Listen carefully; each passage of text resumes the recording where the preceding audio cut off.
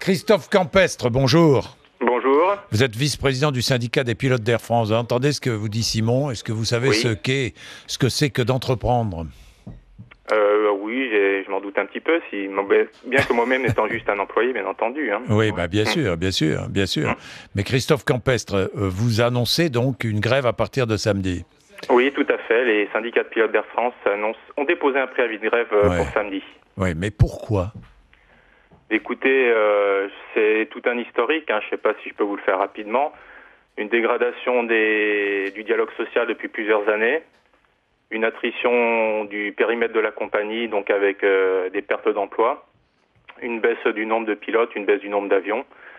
Et maintenant, en plus, à partir du 1er juin, une décision unilatérale de M. Gaget, donc de taper encore sur les conditions de rémunération, alors que tout semble repartir.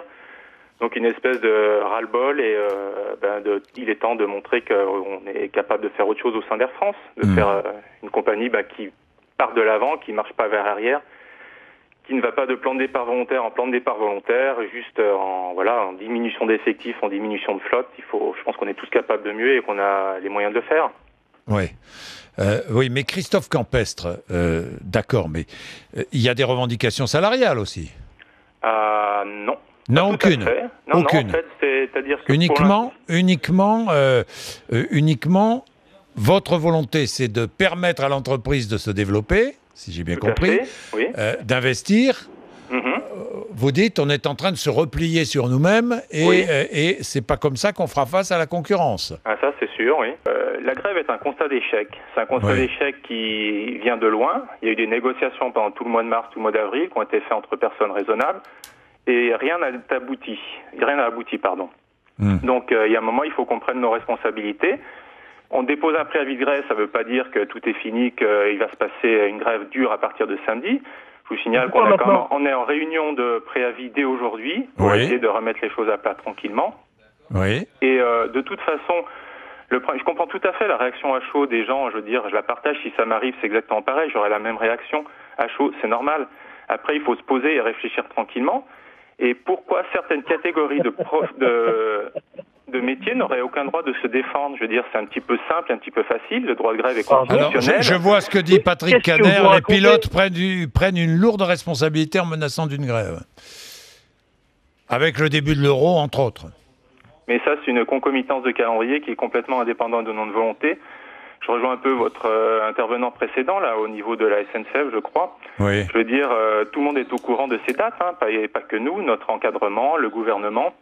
Et les discussions durent depuis suffisamment longtemps pour que chacun ait pris ses responsabilités en amont. Monsieur Bourdin, je peux intervenir? Oui, Simon, oui, allez-y.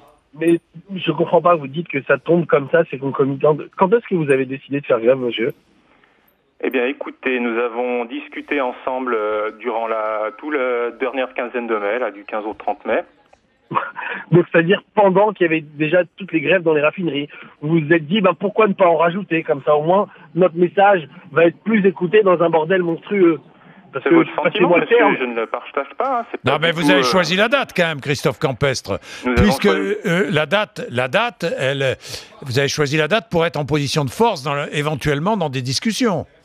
Nous avons choisi la date de manière, concertée entre tous les syndicats de pilotes. Oui, c'est pas un hasard, Si ça correspond au début de l'euro, c'est pas un hasard. Ah, mais bien sûr que si, je peux pas vous laisser dire ça. Je veux dire, il trouve que l'euro est maintenant, il n'y aurait pas eu l'euro, il y aurait quand même une grève à partir du 11 juin. Oui, mais s'il n'y avait pas eu la grève des raffineries, s'il n'y avait pas eu la grève de la SNCF, y aurait-il eu votre grève tout de suite, monsieur?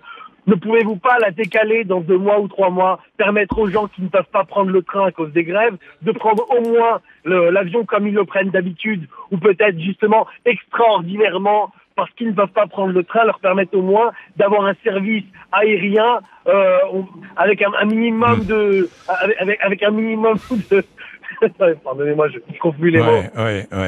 N'est-il pas possible de reculer un peu la grève? Pourquoi vous profitez vraiment maintenant du climat actuel? Pourquoi faites-vous ça? Christophe Campestre. Oui. Simon, pourquoi maintenant? Pourquoi là? Je vous rappelle déjà que pour l'instant, nous ne sommes pas en grève. Nous avons déposé un préavis. Donc, le préavis, il est posé à peut-être, je ne vais peut-être pas vous cacher, il y a peut-être un aspect tactique, mais c'est de toute façon... oui, il y a un aspect tactique, évidemment, mais il faut l'assumer. Oui, sûr, mais je veux dire, c'est quand même une concomitance de calendrier. Il n'y aurait pas eu l'euro, ça aurait été exactement pareil. Après, les mouvements sociaux actuels, nous, on n'a aucune vision sur leur avenir. On ne sait pas combien de temps ça va durer. On ne peut pas juste dire, puisqu'il y a des conflits sociaux maintenant, nous, on attend la Saint-Glinglin parce qu'on ne sait pas où est-ce qu'on va. Donc, de toute façon, à un moment, il faut que tout le monde prenne ses responsabilités et nous les avons prises. Voilà.